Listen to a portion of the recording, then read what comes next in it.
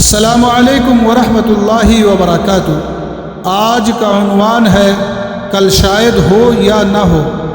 کبھی کبھی انسان اپنی روزمرہ زندگی کی مصروفیات میں اتنا کھو جاتا ہے کہ اسے احساس ہی نہیں ہوتا کہ زندگی کتنی خاموشی سے اس کے ہاتھوں سے پھسل رہی ہے۔ جب صبح ہوتی ہے اور سورج نکلتا ہے، ہم اپنے کاموں میں لگ جاتے ہیں، اپنوں سے باتیں کرتے ہیں، اپنے مستقبل کے منصوبے بناتے ہیں، اور ہمیں یوں لگتا ہے کہ یہ سب ہمیشہ اسی طرح چلتا رہے گا۔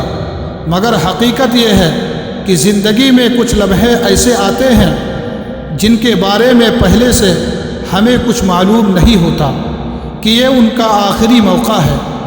ایک دن آخری بار تم اس سورج کو دیکھو گے، ایک دن آخری بار جب تم کھانا کھاؤ گے، اور ایک دن آخری بار اپنے موبائل کی اسکرین دیکھو گے، اور ایک دن آخری بار شاید تم کسی اپنوں سے کہو گے اچھا پھر کل بات کرتے ہیں، لیکن تمہیں کیا معلوم شاید وہ کل پھر کبھی آئے ہی نہ۔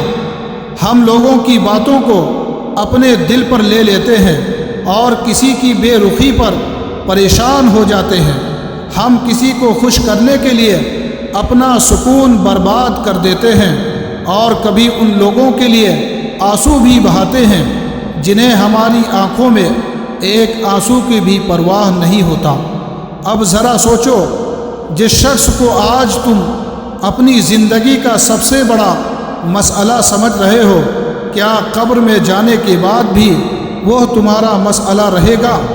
جس انسان کو خوش کرنے کے لیے تم اپنے رب کو ناراض کر رہے ہو، کیا وہ قیامت کے دن تمہیں بچا سکے گا؟ نہیں نا۔ ایک دن تمہارا کمرہ خاموش ہو جائے گا، ایک دن تمہاری کرسی بھی خالی ہو جائے گی، یہ بستر بھی کسی دوسرے کے استعمال میں آ جائے گا، اور لوگ تمہارا نام لے کر کہیں گے اللہ انہیں بخش دے۔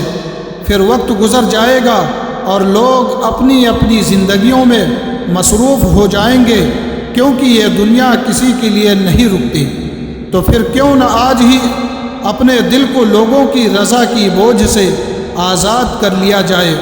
جو تمہیں عزت دے اس کا احترام کرو، جو محبت کرے اس سے محبت کرو، اور جو چھوڑ جائے اس کو دعا دے کر آگے بڑھ جاؤ۔ اگر کسی کا دل توڑنا ہے تو آج ہی رک جاؤ، اگر کسی کو معاف کرنا ہے تو آج ہی کر دو، اگر کسی سے محبت کا اظہار کرنا ہے تو آج ہی کر دو، اگر اپنے رب سے توبہ کرنی ہے تو اسے کل پر ہرگز مت چھوڑو، کیونکہ ہمیں نہیں معلوم کہ ہماری زندگی میں کل لکھا بھی ہے یا نہیں۔ اس لیے اپنی زندگی لوگوں کو خوش کرنے کے لیے نہیں بلکہ اپنے رب کو راضی کرنے کے لیے گزارو۔ اللہ ہم سب کو عمل کرنے کی توفیق عطا فرمائے، آمین۔ وما علینا الا البلاغ۔